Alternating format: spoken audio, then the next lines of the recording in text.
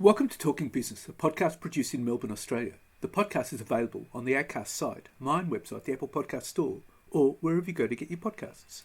Or you can get it at the Business Acumen website at www.businessacumen.biz or at Banking Day. For the most exclusive access to leading economists and business leaders from around the world, subscribe to Talking Business from my website, leongettler.com. I am Leon Gettler. My job is to review and monitor the week's news in business, finance and economics. I bring it all to you every week. This is episode number 36 in our series for 2023, and today's date is Friday, October the 6th. First, I'll be talking to X2M CEO Mohan Jesudason. X2M has partnered with Resi Ventures to embark on a bold 1,000 home project in Echuca, Victoria, that redefines smart community and energy design. X2M will also work with RACV for clean energy solutions. And I'll be talking to CommSec Chief Economist Craig James about what's ahead in the market for the next week. But first, let's talk to Mohan Jesudason. Well, Mohan, tell me, what exactly is a smart community grid? A smart community grid is a subdivision with 100, 200, 300, 2,000 households that all have solar that then share their excess solar, the solar that they have not consumed, into a community battery for which they get a credit for, which is used to support any local community buildings, etc. But one where they can also draw energy from that community battery for when the sun's not shining. And a community battery that can buy from the grid when prices are most favorable. And so if you look at solar today, you'll have about 30% of households have solar. You have free energy for a period of time. Any excess, you try and put it into the grid if you can accommodate it. When it's need power and the sun's not shining, then you have to buy at the grid, and often you have to buy that at peak tariffs. And what we do is provide a solution that gives householders a 40 to 50% reduction in energy, much more efficient use of renewables, and the ability to support the environment and reduce carbon emissions. So how long has X2M been doing this for? So we did our first microgrids about 3 years ago, which were trials and proof of concepts. We won last year the first mandate issued by the Taiwanese government for a smart building, and Taiwan is driving down the path of net zero very, very hard.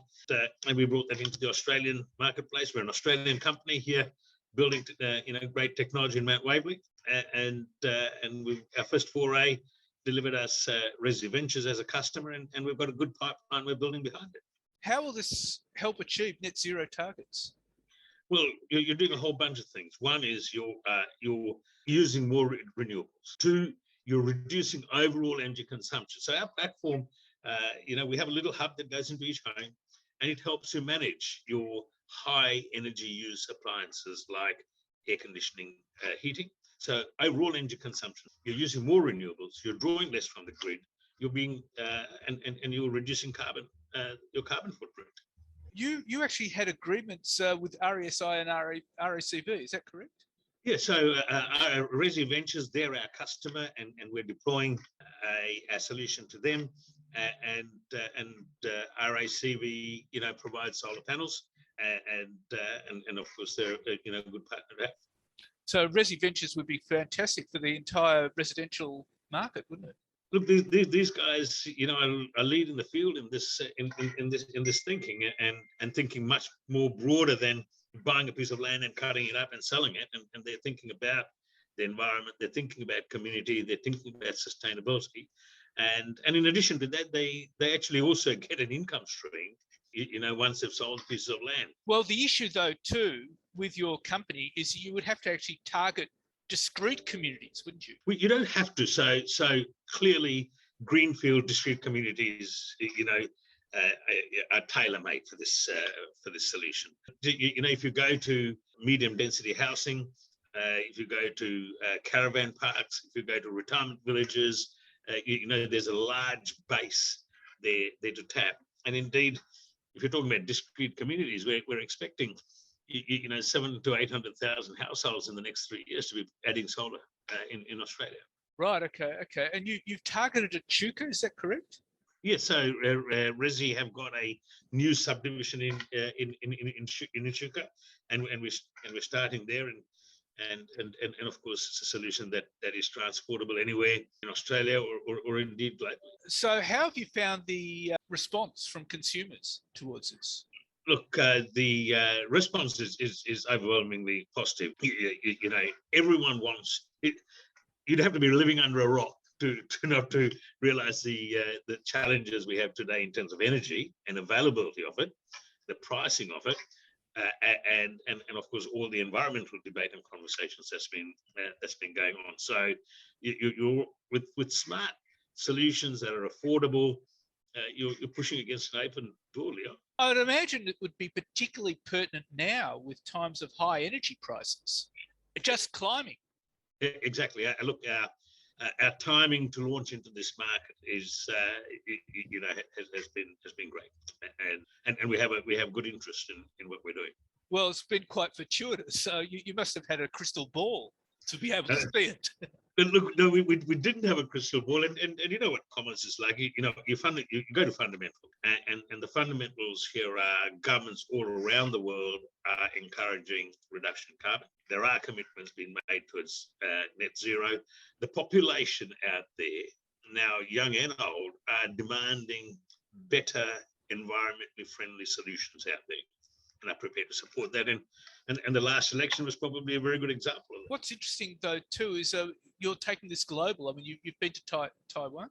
Yeah, so actually we've started in APAC. Our business is digitizing utilities in the Asia Pacific region. We have good, strong, substantial operations in South Korea, Taiwan, Japan, Beijing, and Australia's been a bit slower over the last decade in the migration to internet-based digital, and of course adoption rates are now growing in this country, and we always want to deploy our technology in a home base. Now, how long did it take you to develop the technology for this? This technology has been built over about a decade. The company,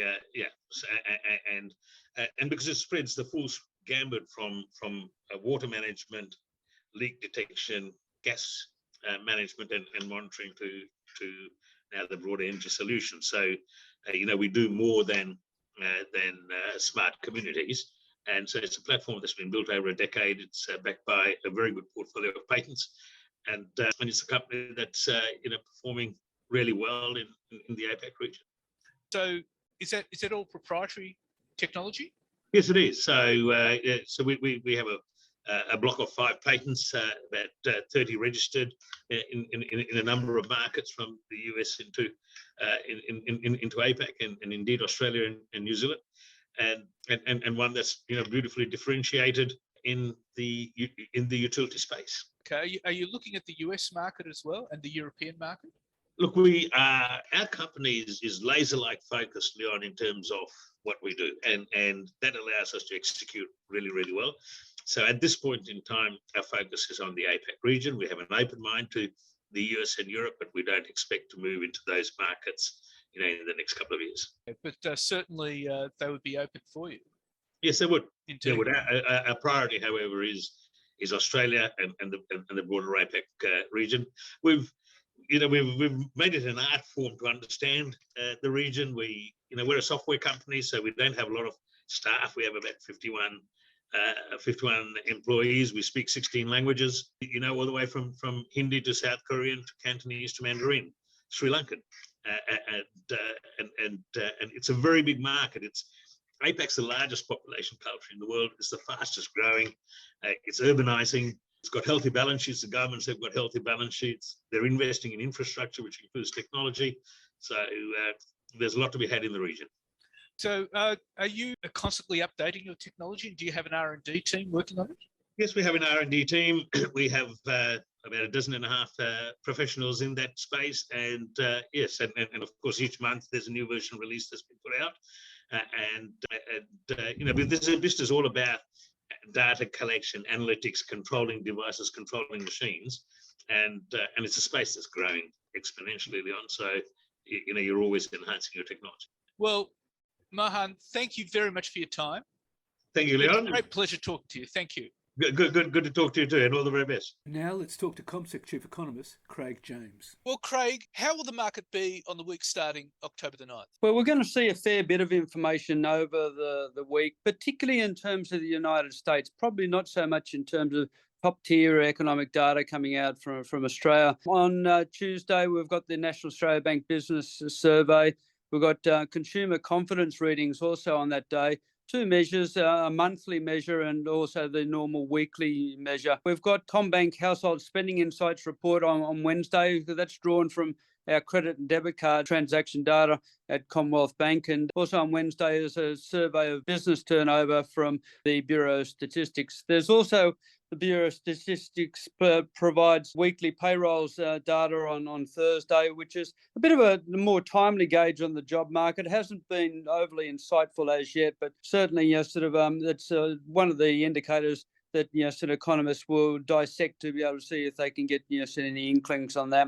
And then on Friday we've got overseas arrivals and departures. Basically, the readings for August, but there will be a flash reading for September, which will get up to date indications about the comings and goings by Australians and tourists, as well as migration data in there as well. So it's a solid batch of economic indicators, but really not too much in terms of top shelf information. Probably it's going to be more insightful looking at the United States. Over the coming week, we've got minutes of the last Federal Reserve meeting happening on Wednesday. We've got producer prices happening also on Wednesday. And then on Thursday, we've got figures on consumer prices. We've also got inflation readings coming out from China and as well as international trade.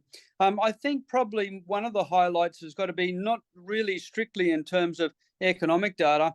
It's the fact that we'll get the early reports of companies for the third quarter in the United States. Wells Fargo, Citigroup, JP Morgan Chase, PNC and United Health on Friday will provide their latest earnings and financial sort of figures. And I think that's really what the markets are waiting on at the moment, wanting to see just how companies are doing.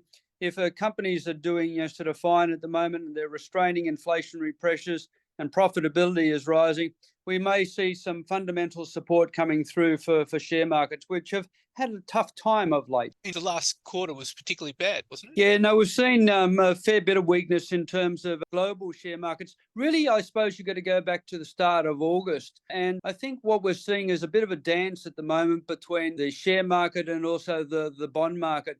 I think the expectation in the bond market or the interest rate markets is that inflation and interest rates are probably going to stay higher for longer.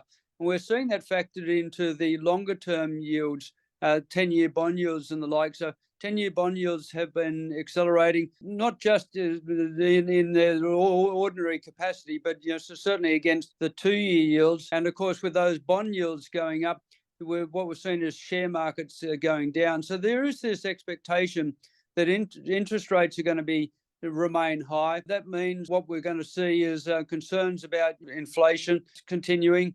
And as a result, that's being factored into the bond market, putting depressing impact in terms of the share market. So what we really want to see is probably a little bit more information from companies just to be able to determine whether the sell-off in the share market is justified or not, or whether we're just jumping at shadows. The bond yields are interesting because they're saying inflation will be around for quite some time. Yeah, it's interesting sort of trying to work out what's happening in terms of the bond market. We're seeing fairly seasoned veterans of financial markets scratching their heads and saying, yes, so what's going on? I think what we're going to see is at the policy level by central banks, we're not going to see too much in terms of movements. So we're going to see interest rates held fairly stable for the things like the cash rate, the federal funds rate, and the like. But where we're seeing a correction, where we're seeing the movement is the fact that a normalization of the yield curve, if you like. What's normal is to basically have higher longer-term rates than short-term rates. And I think that's what we're seeing. We're seeing that correction up to a more normal yield curve. And once we do get that normalization in terms of the yield curve, I think then we're going to see a bit more settling down of some of the nerves in the financial markets. And then we may have scope for share markets to rise. But we're calling it the dance of 2023. The dance between bond yields and also the share market prices. Also, the bond yields are telling us that the banks have ratcheted up interest rates and they've slowed spending and they've got inflation off the multi-decade highs. The difficulty is getting inflation down from 3 to 4% down to 2 to 3%. Yeah, very much the case. I think it's fairly easy when you lift interest rates decisively in a short period of time, very significant increases as well as over a short space of time. What we're seeing is the reaction to that. And so we had inflation in a lot of countries at multi-decade highs. 6, 7, 8, even 10%, in some cases. Certainly, you ratchet up interest rates, things slow down, quite quickly. And we have seen goods price inflation come down significantly right the way across the globe. What we're seeing a little bit of dragging of the heels is in the services sector, things like restaurants, things like cafes, hairdressers, and the like. And what we do need to see is that stabilisation happening, in terms of the services prices rather than, in terms of good prices. And this is the hard part, now, getting inflation down from that 3 to 4% area down to the 2 to 3% area where central banks want it. The issue last week with the inflation figures was that you had petrol prices going up 9.1%. Yeah, it's one of those things that the central banks find it hard to react to because they just have no control over oil prices. If oil prices are rising, feeding through to petrol or gasoline prices, that's a factor outside their control. So what central banks can influence is supply and demand, or particularly demand, in the domestic economy. But the complication that we have with petrol prices or gasoline prices, if we're in the United States, is that it feeds through to inflation expectations. So it bumps up the headline rate of inflation, and if the headline rate of inflation is hovering near 5%, then what consumers and businesses factor in is that inflation is 5%. So that's the problem with petrol prices or gasoline prices, and really OPEC and Russia are doing us no favors right the way across the globe in restraining the amount of supply of the oil on the market and forcing up prices. So could that be a transitory thing? It could be a transitory thing. Certainly if you've got high oil prices and therefore high gasoline prices, what you tend to see is consumers saying, well, the prices are just too high. So what I'm going to do is restrict my amount of car usage. We're not going to go on that big trip, over the weekend or on holidays. We're going to stay at home.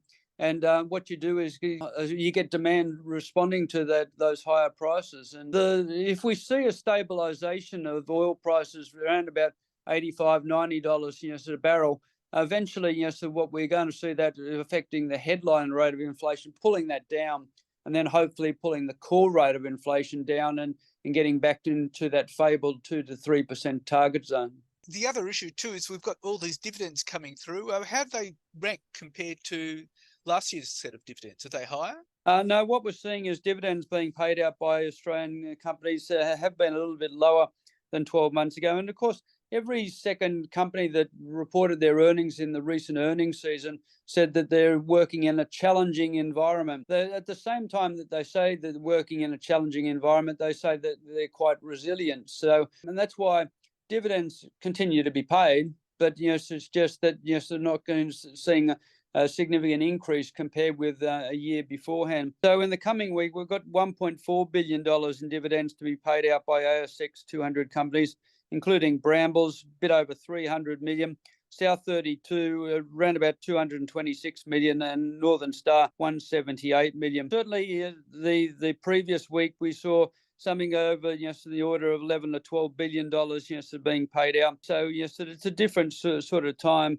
We're seeing dividends largely being paid out now. And then I suppose, what we're going to do is in the latter part of this year, look at quarterly earnings updates from a number of companies, see how they're tracking, and the share market investors will factor that in. So we are moving into, I think, a more useful period for investors, particularly over the coming week. We've got US companies starting to come out with their quarterly earnings figures. Then we'll get some sort of idea of how US companies are faring. Hopefully we'll get same sort of quarterly updates from Australian companies. And once we get, I think, some facts and figures, then the share market investors have got something fundamental, something tangible, if you like, to draw upon, to determine whether they're going to hold on to their shares, buy them or sell them. And to determine whether the economy is actually recovering. Yeah, my word, I think so this is the major test coming up over the next couple of weeks when US companies are releasing their earnings. If we do find out that US companies are faring quite well, so the earnings are coming through and profits continue to rise, then that will be factored in by the share market investors, and we'll see a stabilisation of share market indexes around the globe. I think we will see that confirmation coming through, and I think fundamentally that's because of the job market. We're seeing solid job markets in places like the United Kingdom, the United States, here in Australia, and the fact that people are holding on to their jobs allows them to continue spending. It's tougher out there in terms of spending, a cost of living is rising. But if you've got a job and your wages continue to be paid, or you've had a wage increase, certainly then you can continue to spend. And that's what we are seeing in many parts of the globe. That's helping businesses, and that's leading to a bit of a dichotomy. One of the indicators that's coming out in the coming week is the National Australia Bank Business Survey. If you look at business conditions, it's got a reading of +13. Normal is +5, doing a whole lot better than that longer term average. But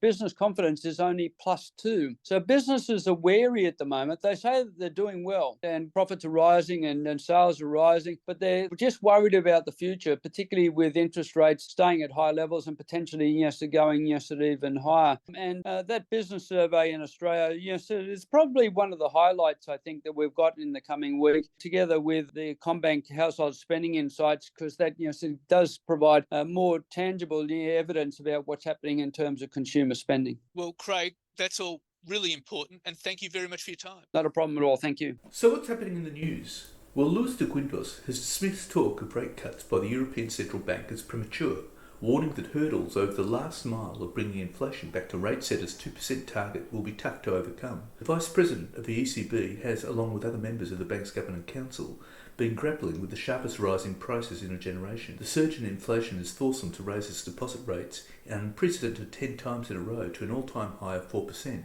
While price pressures are now at a 2-year low, Mr de Guindos said the recent surge in oil prices to a 10-month high would make our task more difficult. We're on our way towards 2%, Mr de Guindos said. That's clear, but we must monitor that very closely, as the last mile will not be easy. The elements that might torpedo the disinflation process are powerful. And Australia's central bank kept its key interest rate unchanged while retaining a tightening bias on Tuesday, as new Governor Michelle Bullock gauges the impact of 4 percentage points of hikes.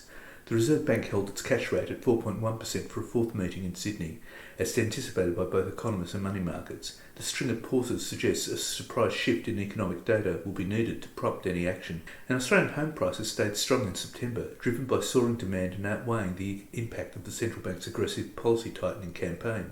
Sydney prices, the national bellwether, advanced 1%, down slightly from the previous month, property consultancy CoreLogic Inc. said in a report on Monday. Adelaide led September's gains, climbing 1.7%. In the more expensive cities, Sydney and Melbourne, the broad middle of the market is recording the highest growth rate after previously being led by the upper quartile, CoreLogic said. Regional markets continued to lag capitals. The Reserve Bank has raised borrowing costs by 4 percentage points since May last year to take the cash rate to its highest level in over 11 years. The unexpected recovery in the property market is a potential worry for policymakers, as households, feeling wealthier, are more likely to spend, adding to inflation pressures. National home prices on the average are likely to see an 8% gain this year, with those in Sydney probably increasing at a faster clip of 12% and could take levels to near or record highs, according to Shane Oliver, Chief Economist at AMP Limited. Our base case is that property prices will see a further rise of around 5% next year as interest rates start to fall, Oliver said. And investors have shown few signs of panic during a stock market slump that's pushed the S&P 500 index into its first losing quarter in a year. But beneath the surface, signs of stress are emerging that go far beyond the just averted US government shutdown. It's not the intensity that dropped its weighing on sentiment, but rather the fact that the big down days are getting more frequent, and there's been a scarcity of large rebounds.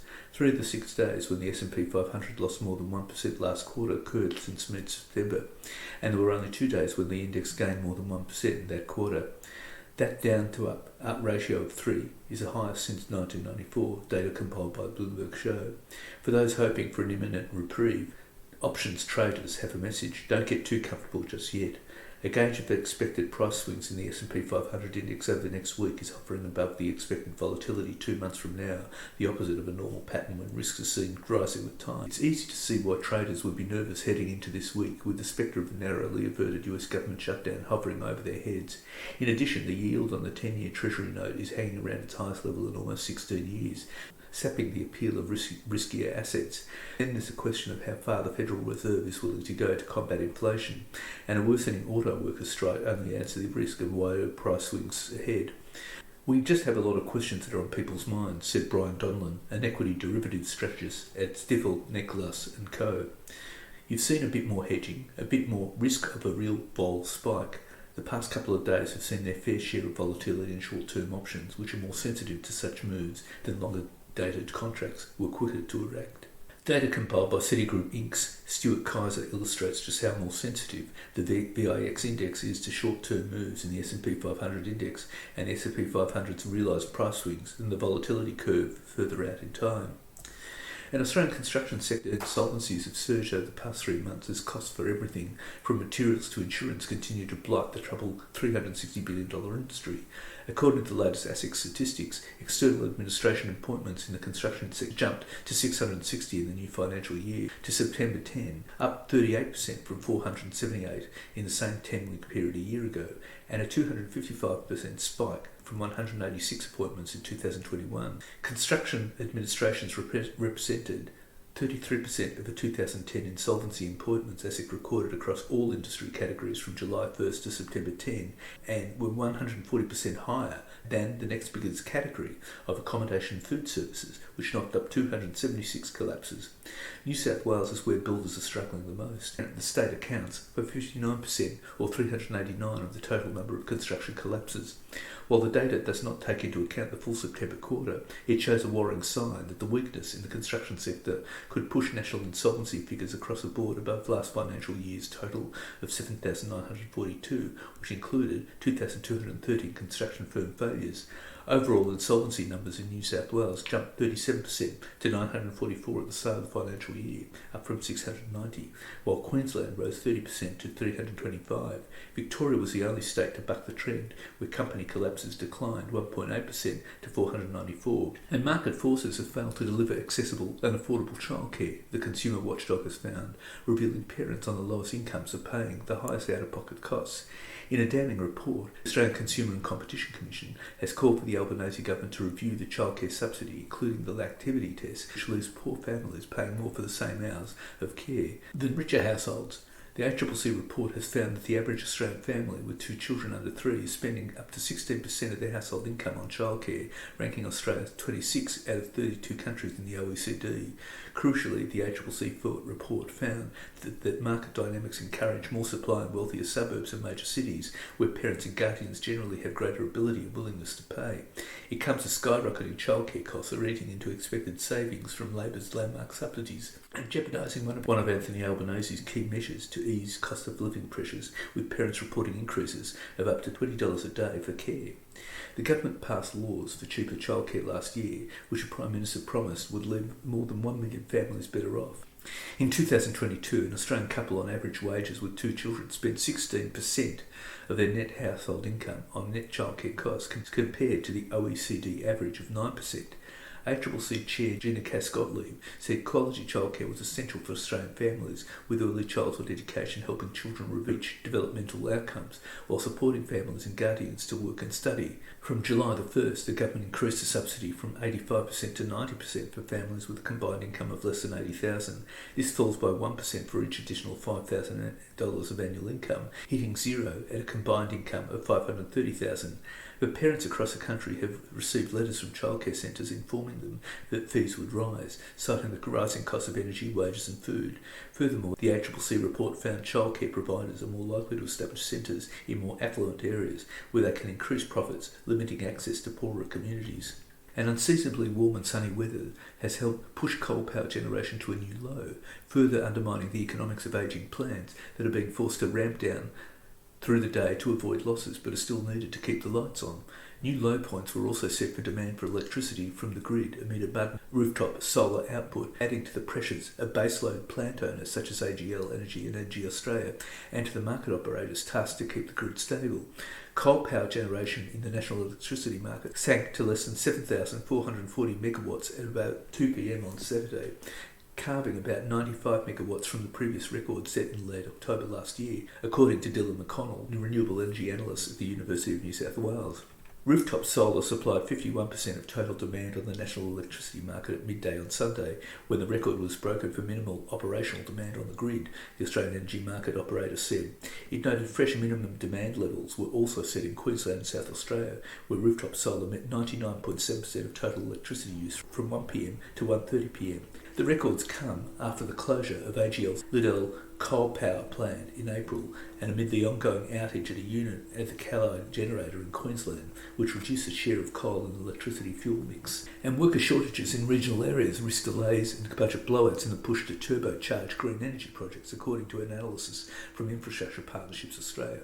The value of infrastructure projects in the regions is now $216 billion, a near doubling since January 2022, according to the IPA, of which around 55%, or $116 billion, is allocated to energy projects, up from $45 billion in 2022. But delivering the pipeline of work will require a 150% increase in skilled workers in outer regional areas and a 30% increase in inner regional areas by the end of 2022, IPA Chief Executive Adrian Dyer said, setting up major challenges for policymakers and infrastructure providers. The energy transition forms the next big wave of Australia's pipeline and requires the delivery of more large-scale projects in remote and regional areas than ever before, Mr Dwyer said.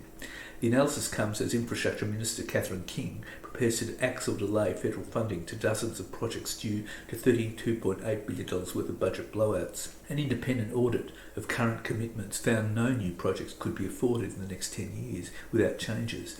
The blowout represents a 41% rise in the $80 billion 10-year federal budget allocated to the Infrastructure Investment Program, which Ms King accused the coalition of failing to properly fund. Just under half of infrastructure spending in Australia is allocated to projects in regional and remote areas. According to IPA analysis, there are currently 483 projects valued at $673 billion in the pipeline, 253 in major cities worth $344 billion, 190 in regional Australia worth $216 billion, 27 in remote and very remote Australia worth $46 billion, 14 offshore projects valued at $66 billion. Pipeline is now more regional than urban on a per capita basis, the IPA analysis suggests, but the fact that 72% of Australia's population lives in major cities has major implications for project delivery. And colleges that target international students will be banned from paying commissions to agents who facilitate poaching from universities and other colleges under reforms to limit widespread rorting of the visa system. Education Minister Jason Clare says a raft of reforms are designed to stop shonks and dodgy operators trying to exploit students and make money out of it. The government will also monitor student attendance, introduce a fit and proper person test for college owners, and prevent cross-ownership between colleges and education agents in an attempt to shut down exploitative and criminal practices. International students are back, but so are the shonks seeking to exploit them and undermine our international education system, Mr Clare said. The reforms come as a number of student visa holders hit an all-time high of 660,765 at the end of June. That figure was 203,000 more than at the beginning of the year. The changes have been triggered by reports of widespread abuse of the visa system. Thousands of newly arrived Indian students have been using loopholes in the system to abandon their courses at established universities to enrol at cheaper private colleges. Universities are reporting sharp increases in the number of Indian students who either arrive in Australia but never step foot in their institution or abandon their course shortly after. One university said about 500 of its expected 1,200 new enrolments from India for semester 2 last year either did not front up or jump ship in the first 6 months. Use of student visas as a backdoor to the job markets is also rife, with some colleges merely shop fronts with little or no teaching and administration facilities. Under changes, student attendance will be monitored. Education agents have been actively poaching students in exchange for cash, while colleges and universities offer generous discounts for students to jump ship. The changes come ahead of the release of a long-awaited report into the immigration and visa system by former Victoria Police Commissioner Christine Nixon. And the South African owners of Country Road Group whose fashion brands include Country Road, Witchery and Mimco, have unveiled plans to transform the business into Australia's most admired lifestyle brand house, investing up to $82 million to improve operations, open new stores and potentially expand overseas. Woolworths Holdings is now more heavily focused on its Country Road group after selling the department store David Jones last year to private equity for around $100 million, and is keen to expand the reach for its remaining fashion and apparel brands in Australia. It recently saw its Witchery, Politics, Trenery and Mimco brands, as well as Country Road Kids and Country Road Home, re-entered Myer, while Country Road Group has also launched a wholesale model to broaden its product reach to more regional towns in Australia. Writing to Woolworths Holdings shareholders in the latest annual report, Chief Executive Roy Baccattini said Country Road Group would now play a bigger role within the South African company's performance, and this would be backed by fresh investment in its back office operations. And Labor is facing calls to cut the number of international students allowed to work in Australia for extended periods after graduation and back a change whereby only those earning more than $70,000 are allowed to access the more generous rules, calling for better targeting of the migration system and an end to visas which push international students to low-skilled jobs like hospitality and retail. The Grattan Institute has proposed an overhaul to cut down on permanent temporary workers. In a new report, the Melbourne-based think tank warns many graduates struggle to find a job in their chosen professional field, while only about half own more than $53,300.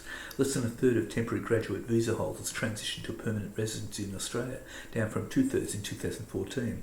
Temporary graduate visa numbers are projected to hit 350,000 by 2030, up from 200,000 now. Grattan's Economic Policy Program Director Brendan Coates said about 1 in 3 international graduates take on further study after graduation. Those moves were often to cheaper vocational courses and sometimes were motivated only by visa holders seeking to extend their stay in Australia. He said the current rules give international students false hope about gaining permanent residency and building their careers here. Grattan proposed shorter post-study work visas for international graduates, with visa extensions for skill shortages and regional work scrapped. Only those earning more than $70,000 a year would have access to extensions.